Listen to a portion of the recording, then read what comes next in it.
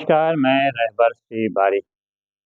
बिहार में चल रहे राजनीतिक हलचल, राजनीतिक बवाल के साथ बीपीएससी के छात्र-छात्राओं के हंगामे के खबरों के साथ एक बार फिर से आपके सामने मैं हाज़िर हूँ। लेकिन इससे पहले आपसे निवेदन है, रिक्वेस्ट है, दरख्वास्त है, विनती है कि अगर आपने हमारे चैनल को सब्सक्राइब नहीं किया है तो सब्सक्राइब ज़रूर से ज़रूर कर लें। ज़्यादा से ज़्यादा लाइक करें, शेयर करें और कमेंट करें।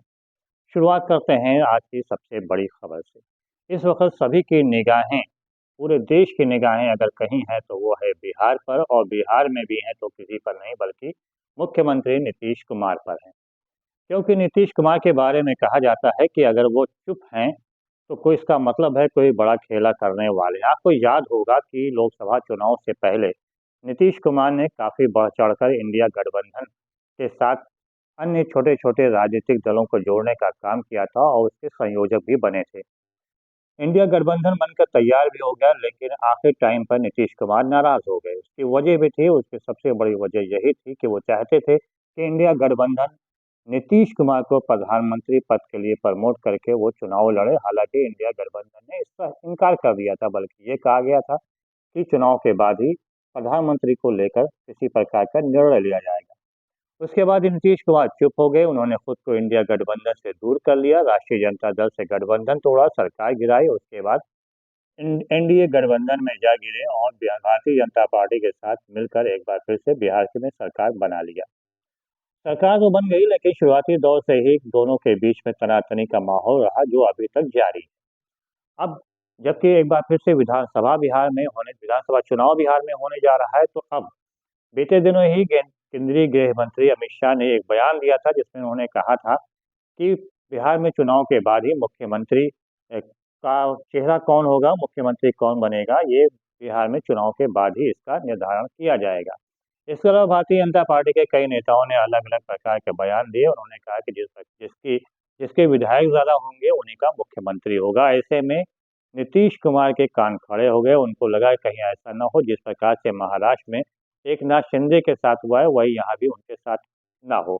क्योंकि महाराष्ट्र में एकनाथ शिंदे के नाम पर चुनाव लड़ा गया और जब प्रचंड बहुमत एनडीए गठबंधन को मिल गया तो एकनाथ शिंदे को किनारे कर फडणवीस को वहाँ का मुख्यमंत्री बना दिया गया और जो मुख्यमंत्री था उसको उप मुख्यमंत्री बना दिया गया। तो अब यहाँ पे नीतीश कुमार को ये चिंता है कहीं ऐसा ना हो कि यहाँ भी उसी प्रकार का खेला हो जाए।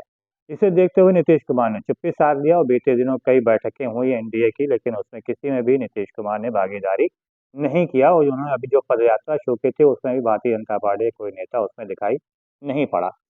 2 दिन से नीतीश कुमार दिल्ली में हैं और उन्होंने अभी तक जो सूत्रों से खबर मिली है वो किसी भी भारतीय जनता पार्टी के नेता या पदाधिकारी के साथ मुलाकात नहीं किया। उन्होंने पूर्व प्रधानमंत्री मनमोहन सिंह के परिजनों से मुलाकात किया, इसके अलावा कांग्रेस के नेताओं से भी मुलाकात किया।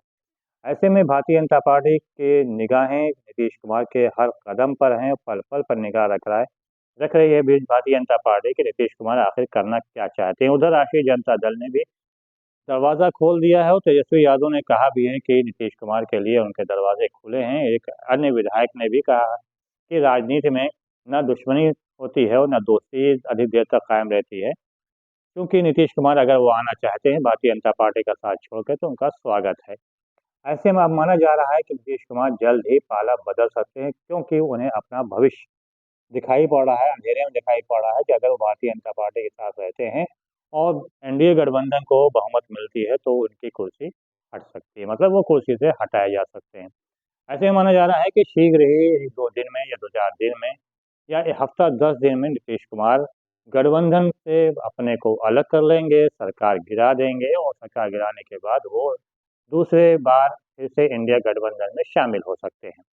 अब अगर ऐसा होता है तो यहाँ सबसे बड़ा सवाल ये होता है कि क्या केंद्र सरकार से भी वो अपना समर्थन वापस लेंगे? यही चिंता भारतीय जनता पार्टी को भी सता रही है। हालाँकि उधर जनता दल यूनाइटेड में अगर देखा जाए तो लल्लन सिंह वगैरह के बारे में कहा जाता है कि वो प्रधानमंत्री के करीब बने हुए हैं और उनके लगातार संपर्क में हैं। तो ऐसा संभव है कि नीतीश कुमार के अगर पाला बदलते हैं तो वो गठबंधन तो उसमें से लल्लन सिंह वगैरह भी टूट सकते हैं और ऐसे में कुछ भी हो सकता है। बहरहाल फिलहाल देखना ये होगा कि नीतीश कुमार का अगला कदम होता क्या है।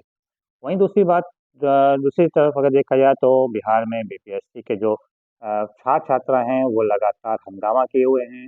लगातार बवाल कर रहे हैं, धरना प्रदर्शन कर रहे हैं, आंदोलन कर रहे हैं और उनके द्वारा ये कहा जा रहा है कि बीपीएससी की जो परीक्षा थी उसको निरस्त किया जाए, उसको ख़त्म किया जाए, नए सिरे से उसकी परीक्षा कराई जाए। इसलिए प्रियंका गांधी भी मैदान में उतर पड़ी हैं, वो छात्र-छात्राओं के समर्थन में मैदान में हैं। उन्होंने बाकायदा ट्वीट भी किया है कि जिस प्रकार से ठंड के मौसम में छात्र-छात्राओं के ऊपर पानी की बौछार की जा रही है, वो पूरी तरह से अन्यायपूर्ण है। हालाँकि उन्होंने इस दौरान नीतीश कुमार के ऊपर कोई तीखा प्रहार नहीं किया, नरमी बरती। उन्होंने कहा डबल इंजन की सरकार है, लेकिन इसके बाद भी छात्र-छात्राओं का उत्पीड़न किया जा रहा है, इसे बर्दाश्त नहीं किया जाएगा, इसको समाप्त होना चाहिए और बीपीएससी की परीक्षा जो है वो फिर से कराई जानी चाहिए। बहरहाल आने वाले दिनों में देखना होगा कि क्या उथल-पुथल और मचती है। फिलहाल मैं बस इबारी को दीजिए इजाज़त और